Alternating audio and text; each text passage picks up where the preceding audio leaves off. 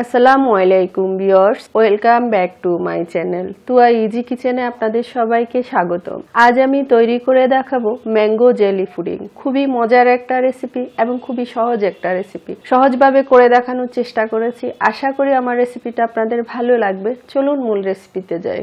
এখানে আমি একটা মাঝারি সাইজের পাকা আম এভাবে ছোট ছোট করে কেটে নিয়েছি, দেখতে পাচ্ছেন।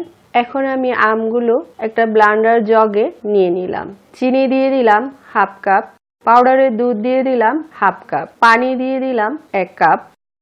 এখন সব একসাথে ভালো করে এগুলো ব্লেন্ড করে নিব। তো আমি এগুলো ব্লেন্ড করে নিয়েছি, দেখতে পাচ্ছেন। এখন এগুলো আমি ছেঁকে নিব। একটা ছাঁকনিতে এগুলো ঢেলে নিচ্ছি।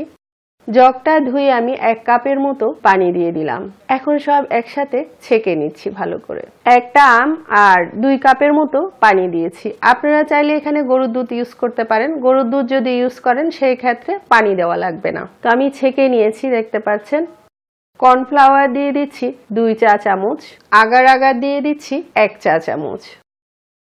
এখন সব একসাথে ভালো করে মিক্স করে নিচ্ছি, যাতে কর্নফ্লাওয়ার এবং আগার আগারগুলো ভালো করে মিক্স হয়ে যায়, দলা দলা হয়ে যেন না থাকে সেই দিকটা খেয়াল রাখতে হবে। খুবই মজার একটা রেসিপি। পুরো রেসিপিটা ফলো করে একবার তৈরি করে দেখবেন, আশা করি ভালো লাগবে। আর আমার রেসিপিটা যদি ভালো লাগে লাইক কমেন্ট শেয়ার করবেন, আমার চ্যানেলটি সাবস্ক্রাইব করবেন, আমার পাশে থাকবেন, অনুরোধ রইল সবার কাছে। তো আমি ভালো করে মিক্স করে নিয়েছি। এখন আমি এটা চুলায় বসিয়ে দিলাম। মিডিয়াম আঁচে কন্টিনিউ নেড়ে চেড়ে এটা আমি ভালো করে ফুটিয়ে নিব। 8 থেকে 10 মিনিটের মতো সময় লাগবে। তাহলে আগার আগার এবং কর্নফ্লাওয়ারটা যদি ভালো করে সিদ্ধ না হয় পুডিংটা জমবে না, সেজন্য এটা ভালো করে ফুটিয়ে নিতে হবে। আর কন্টিনিউ নাড়তে হবে, নয়তো নিচে দিয়ে লেগে যেতে পারে। আমটা মিষ্টি থেকে নেওয়ার চেষ্টা করবেন। আম যদি টক হয় তাহলে এই পর্যায়ে দুধটা ফেটে যেতে পারে, সেজন্য আমটা একদম মিষ্টি আম নেবেন অবশ্যই। তো দেখতে পাচ্ছেন আমি বেশ ভালো করে এগুলো ফুটিয়ে নিয়েছি। এখন আমি চুলাটা বন্ধ করে দিয়েছি।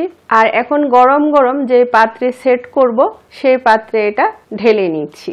এখন এটা এইভাবে একটু নরমাল করে নিব। নরমাল করে তারপর ফ্রিজে রাখবো, ঠান্ডা করে তারপর আপনাদেরকে দেখাচ্ছি। ফিরে আসলাম 5-6 ঘন্টা পর। দেখতে পাচ্ছেন এটা কি সুন্দর সেট হয়ে গেছে। এখন আমি এটা ছুরির সাহায্যে 4-5টা একটু ছাড়িয়ে নিচ্ছি আর প্লেট দিয়ে এভাবে এটা বের করে নিলাম। দেখতে পাচ্ছেন কতটা সফট হয়েছে, দেখতে পাচ্ছেন। এখন আমি এটা কেটে দেখাচ্ছি আপনাদেরকে।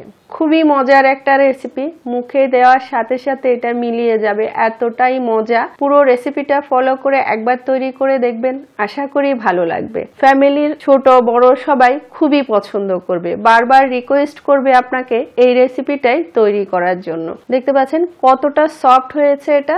আশা করছি আমার রেসিপিটা আপনাদের ভালো লেগেছে। এতক্ষণ আমার ভিডিওটা দেখার জন্য আপনাদের সবাইকে অনেক অনেক ধন্যবাদ। আবার অন্য কোনো রেসিপি নিয়ে আপনাদের সামনে হাজির হব। সবাই ভালো থাকবেন। আল্লাহ হাফেজ।